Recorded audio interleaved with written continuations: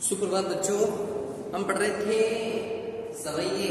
रसखान जी के सवैये लिखे हुए थे, वो हम पढ़ रहे थे सवैये। सवैये के अंदर हमने कल पढ़ा कि मनुष्य हो तो रसखानी ब्रज के अंदर, मनुष्य होके यदि मैं रोग लूं तो ब्रज के अंदर मैं क्या करूं, जन्म लूं और वहां पर श्री कृष्ण पे जहां बसे हुए हैं उनके गायों के बीच में रहूं, उनका जैसा जन्म पाऊं और पत्थर के रूप में भी पहचाना जाऊं जिन्होंने गोवर्धन पर्वत को उठाया था। रसखान कहते हैं कि मैं इन चीजों के माध्यम से बनूं, यदि पक्षी भी बनूं तो मैं वहां उनके ब्रज के अंदर बनूं। कल हम पढ़ रहे थे श्री कृष्ण के जो चीजें बनी अलग अलग और वहां पर मनुष्य रूप में रहने के लिए उनकी लकड़ी, उनकी कंबल, जहां पर वो डालकर बल्कि कितने भी 9 निधि और 8 सिद्धियां हैं उनको भी त्याग कर वो कहाँ बचना चाहते हैं, श्री कृष्ण के ब्रज के अंदर निवास करना चाहते हैं। पाठ के अंदर हमने देखा कि जो श्री कृष्ण के हैं वो रसखानी यानी आंखों में बस गए हैं और वहां पर जो धाम बने हुए हैं उन धाम को वो क्या करना चाहते हैं, देखना चाहते हैं मनुष्य रूप के अंदर। तो कल हमने पढ़ा था और अगला हमारा जो सवैया है वो है तीसरा। तो देखिएगा कि मोर पंखा सिर ऊपरी राखियो, गूंज की मान करे वही रोगी, ओडी पीतांबर ले लटू की बन गोर्धन ग्वालिन सन फिरोगी। क्या कह रहे हैं कि मोर पंखा राखियो, मोर पंखा सिर। अब यहां पर श्री कृष्ण के प्रेम के अंदर विभोर हुई एक गोपी कहना चाह रही है, यानी उनके मन इतना उनके ऊपर आ गया है श्री कृष्ण के ऊपर और वो कह रही है कि यदि मुझे, गोपी कह रही है कि मुझे अपने अनुरोध करे कि मोर पंखा सिर, कहने का मतलब श्री कृष्ण की वेशभूषा धारण करने के लिए कि वो क्या है, तैयार है। मोर पंखा का मतलब है मोर का पंख बना हुआ मुकुट, कि मोर से बना हुआ पंख है, राखी ऊपर सिर के ऊपर रखा। कौन रखता है, सिर के ऊपर रखने वाला है श्री कृष्ण। गोपी इतनी विभोर हो गई कि मैं क्या कर सकती हूँ, उनकी जो वेशभूषा है उनको धारण भी कर सकती हूँ, धारण करने के लिए तैयार हूँ। जिन्होंने अपने सिर पर मोर मुकुट राखी नहीं रखते हैं, कौन रखते हैं यहाँ पर, श्री कृष्ण। गूंज की माला गले वही रोगी, जिन्होंने अपने गले में क्या पहन रखा है, मोर मुकुट। तो सबसे पहले मुकुट पहन रखा है पंखों से बना हुआ, दूसरा गले के अंदर पूजाओं की बनी हुई माला धारण की हुई है, वो भी मैं क्या कर सकती हूँ, धारण कर सकती। कौन के लिए है, गोपी, जो श्री कृष्ण की गोपियां बनी हुई है, प्रेम के अंदर विभोर हुई, वो बोली है मैं श्री कृष्ण की बना हुआ जो मुकुट और गले के अंदर जो मालाएं हैं उनको धारण करने के लिए तैयार हूँ। ओडी पीतंबर ले लटू की बन गोर्धन ग्वालिन सन फिरोगी। ओडी पीतंबर कह रही है, पीतंबर का मतलब होता है पीला, पीतंबर का मतलब यहाँ पर पीला, ध्यान रखिएगा। पीतंबर का मतलब है प्याला, लड्डू की का मतलब होता है लकड़ी के गले होने रहे। जिस तरह श्री कृष्ण ने क्या किया, समान पीतंबर धारण किया हुआ है, पीले वस्त्र पहने हुए हैं, लड्डू की का मतलब होता है लकड़ी लिए हुए हैं हाथ में, और क्या चलाने जाते हैं, गायें चलाने जाते हैं। गोवर्धन वाले सन फिरूंगी, गोवर्धन का मतलब है यहाँ पर जो गाय चलाने वाले हैं, गोवर्धन में उनकी गायें चलाते हैं और गोवर्धन पे वहां पर क्या करते हैं, गायें चलाने जाते हैं। कौन, श्री कृष्ण। तो मैं भी क्या करूंगी, उनके समान बन सकती हूँ। गोपी के लिए रस का बताने हैं कि गोपी कहना चाहती है कि ओडी की बन गोवर्धन वाले सन फिरूंगी। गोवर्धन का मतलब होता है यहाँ पर गाय, गोवर्धन का मतलब क्या होता है, गाय।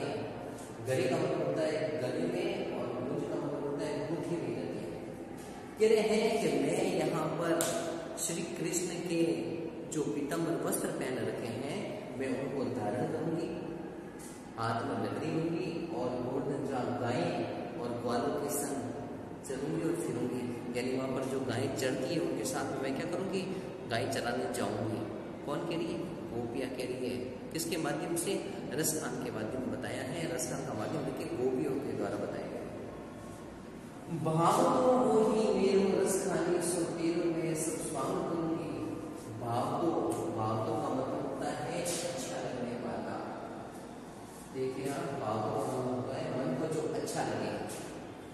कह रहा है भाव को, मन को अच्छा लगने वाला तेरे संग सब स्वांग करूंगी। स्वांग का मतलब होता है रूप धारण करना। गोपी कह रही है कि मैं श्री कृष्ण को मन को भाने लगी, मेरा मन को किसको चाहने लगे हैं, अच्छा लगने लगे हैं। श्री कृष्ण को मन को भागे हैं, मेरे मन को श्री कृष्ण क्या है, भागे हैं। और वह मैं क्या करूंगी, उनसे अनुरोध करूंगी कि मैं तुम्हारे कहने पर, तेरे कहने पर, यानी सखी मैं तेरे कहने पर, अनुरोध करने पर, या मैं तेरे कहने पर मैं क्या करूंगी, स्वांग मतलब क्या करूंगी, उनका रूप धारण करूंगी, करने के लिए तैयार हूँ। कौन के लिए, गोपी के लिए। गोपी के लिए कि मैं, मेरा मन को कौन अच्छे लगने लगे, श्री कृष्ण अच्छे लगने लगे हैं, इसलिए उनका जो रूप है तेरे कहने के द्वारा मैं अब क्या करूंगी, उनको स्वांग रचने के लिए तैयार हूँ, अर्थात मैं उसका रूप धारण करने के लिए तैयार हूँ। या मुरली मुरलीधर की अधरान धरी, अधरान का धरूंगी, धरूंगी का मतलब होता है रखूंगी, अधरान का मतलब होता है होठ। हमारे श्री कृष्ण क्या करते हैं, अपने अधर मतलब होठों पर क्या करते हैं, मुरली बजाते हैं, होठों पर रखेंगे। लेकिन अतः वो के लिए मैं स्वांग तो रचूंगी, किंतु श्री कृष्ण के होठों पर या मुरली मुरलीधर की अधरान अर्थात होठ पे है, अर्थान का मतलब है मैं क्या करूंगी, होठों पर रखी गई। मैं सब कुछ तो करने के लिए तैयार हूं, किंतु मैं श्री कृष्ण के होठों पर रखी गई मूर्ति को अपने होठों पर कभी रखना स्वीकार नहीं करूंगी। क्यों स्वीकार इसलिए नहीं करूंगी कि श्री कृष्ण ने कहा कि अधरों पर रखी गई मुरली वो तो किसके समान है, सोतन के समान, क्योंकि जब वो बजती है तो सबको क्या करती है, अपनी ओर आकर्षित कर लेती है। तो कह रही है कि मैं सब कुछ करने के लिए तैयार हूँ, रूप भी क्या करूंगी, मैं मोर पंख जैसा रूप भी धारण कर लूंगी और उनके पहने की माला भी पहन लूंगी, लड्डू की बनकर वालों के साथ भी रहूंगी और भाव तो मुझे इतने अच्छे लगे कि मैं उनका रूप भी धारण कर लूंगी। लेकिन मैं मुरलीधर की अधरान पर यानी श्री कृष्ण के होठों पर रखी गई जो मुरली है वो मैं नहीं धारण करूंगी। क्यों स्वीकार नहीं करूंगी, अपने पास होठों पर रखना स्वीकार नहीं करूंगी। क्यों कि वो सोतन के समान जब वो बजती है तो वो क्या करती है, सबको अपनी ओर आकर्षित कर लेती है। तो ये था हमारा तीसरा पद। आप देखिएगा सवैया जिसे लगता है कि इसमें बताया गया है कि जो श्री कृष्ण के प्रेम में डूबी हुई गोपी कह रही है कि मैं श्री कृष्ण के ऊपर, सिर के ऊपर जो मोर मुकुट पहना है मैं उस रूप को धारण करना चाहती हूँ। गुंजों की माला गले में पहनी है वो पहनना चाहती हूँ। और ओढ़ी पीतम्बर ले रखी बन गोर्धन वाली से संग पहन है, जो पीले वस्त्र पहन रखे हैं, हाथ में लकड़ी ले रखी है, गोर्धन यानी गाय है, जलाने के लिए ब्रज के अंदर सबके ग्वालों के साथ रहना पसंद करूंगी और उनके साथ फिरूंगी घूमूंगी। भाव तो वही मेरो रस खाने का सब स्वांग करूंगी। कहती है मेरे मन को श्री कृष्ण अच्छे लगने लगे हैं, इसलिए मैं क्या करूंगी, उनके रस खाने में उनको क्या करूँ, इतना अच्छे लगने गए हैं कि मैं उनका रूप भी धारण करने की तैयार हूँ।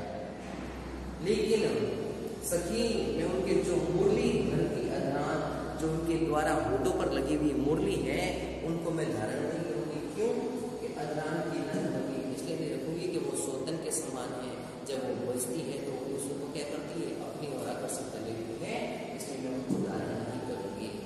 तो ये बताया गया था रसखान के द्वारा गोपी का वर्णन।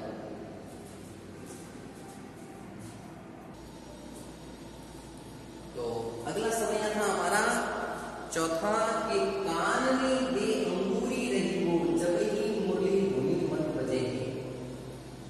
काननी का मतलब होता है कानों के अंदर, काननी का मतलब होता है कानों में, जब बजती है मुरली धुनी, धुनी का मतलब होता है ध्वनि, धुनी का मतलब होता है ध्वनि, ध्वनि। अंगुली का मतलब होता है अंगुली, अंगुली का मतलब होता है अंगुली।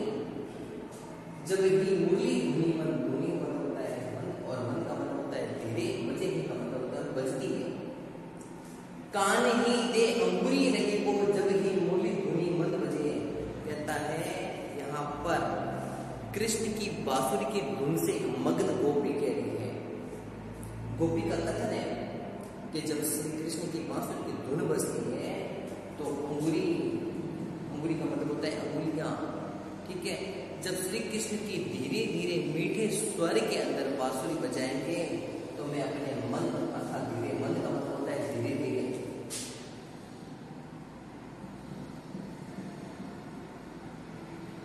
धीरे धीरे कहते हैं मन बजे, बजे मतलब बजती है। यहाँ पर जो कह रही है कि गोपी कह रही है कि जब श्री कृष्ण की धीरे धीरे क्या बजेगी, मीठे स्वर के अंदर बांसुरी बजेगी तो मैं अपने कानों के अंदर, अंगुली का मतलब होता है अंगुली, अंगुली को डाल लूंगी ताकि मैं उस धुन से क्या है उनके वश में, उनका जादू वश में न हो और उनका जादू मेरे ऊपर न चल सके।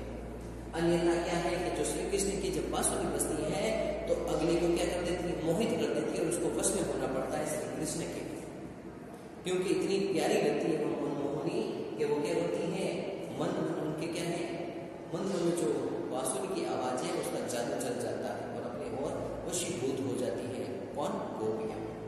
तो यहाँ पर गोपियां के कान ली, यानी कानों में अंगुली रही वो जड़ी हुई मुरलीधर मंद बजे, यानी मन मतलब धीरे धीरे बजती है तो मैं उससे पहले क्या करूंगी, अपने कानों के अंदर अंगुली को डालूंगी जिससे उसका क्या है, मैं उनके न तो वश में होंगी और न उनका जादू मेरे ऊपर चल पाएगा। मोहनी तानन सौरस खानी अटा चली गोर्धन गहे तो गहे। मोहनी का मतलब क्या होता है? मोहनी का मतलब होता है आनंद देने वाली, मोहनी वश में करने वाली। मोहनी क्या है? यहाँ पर बांसुरी की आवाज है, मधुर आवाज है।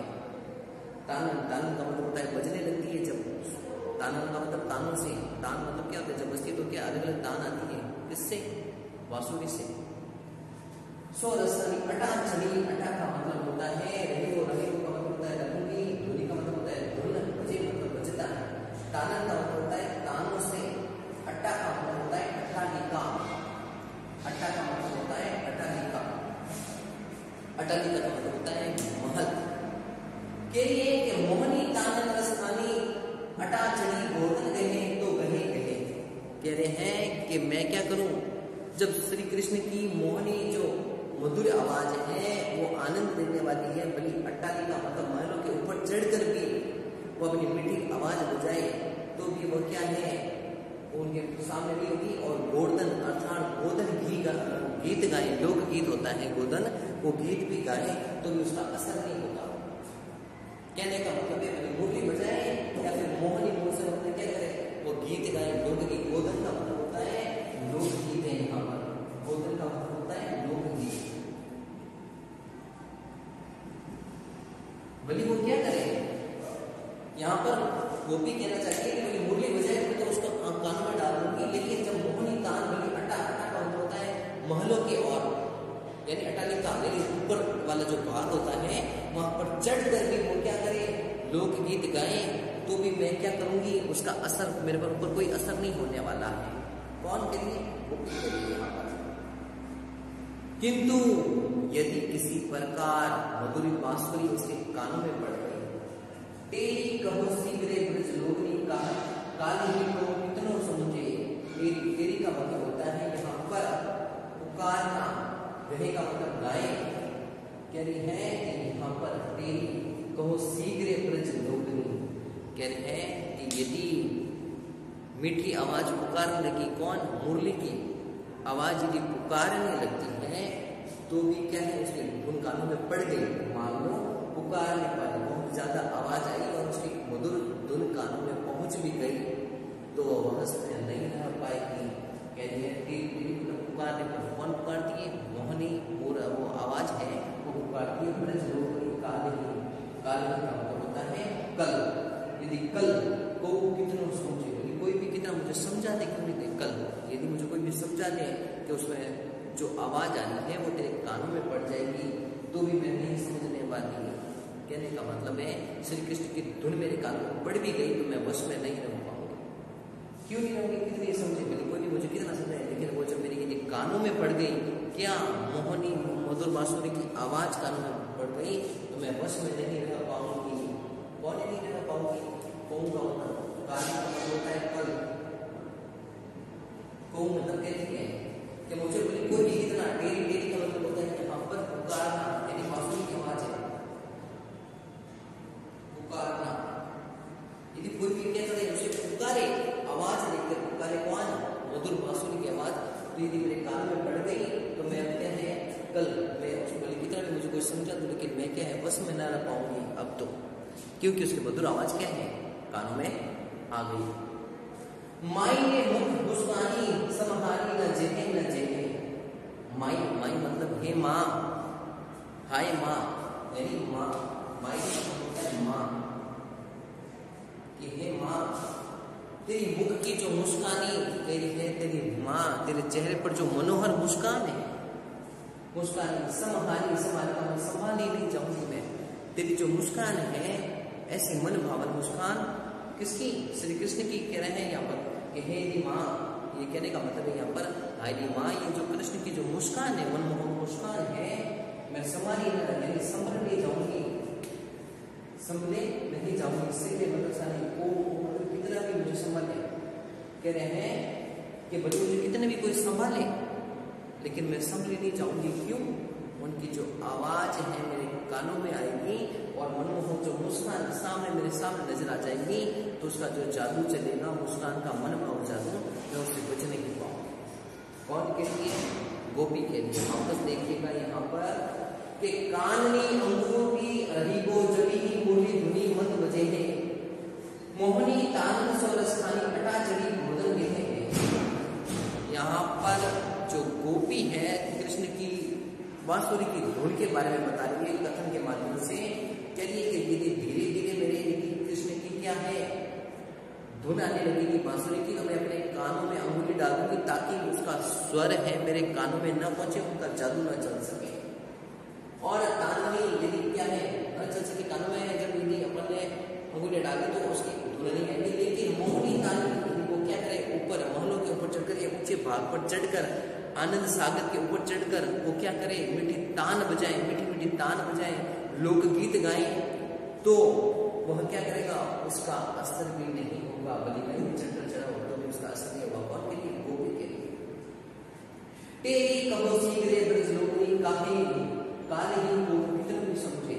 तेरी मतलब मुझे कोई भी कितना क्यों नहीं पुकारे, पुकारने पर क्या होता है कोई पुकारने लग जाए बांसुरी लगातार उसे क्या है सुनने लग जाए तो शीघ्र ब्रज लोकनी मुझे लोग कितने भी क्यों नहीं करे।